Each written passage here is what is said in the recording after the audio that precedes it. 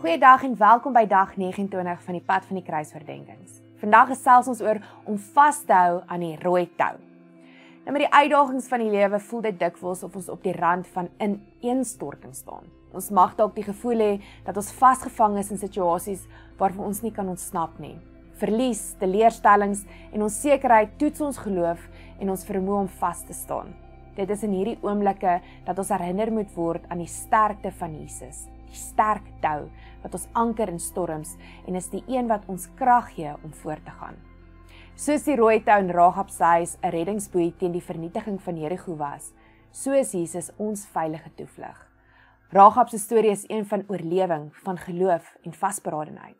Sy het haar vertroue in God van Israel geplaas en haar lewe aan sy beloftes verbind.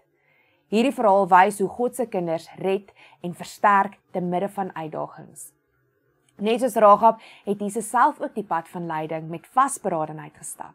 Hy het vasbeslote en doelgerig die kruis vir die verlossing van die wêreld gedra.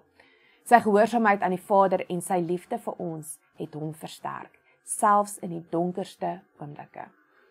Psalm 18 vers 3 beskryf die krag van God. Dit sê: "Die Here is my rots, my vesting en my redder, my God en my rots by wie ek skuil. Hy is my skild, my magtige redder, my veilige vesting." Wanneer ons oorweldig voel deur die lewe, is die Here wat ons veilig hou en ons dra.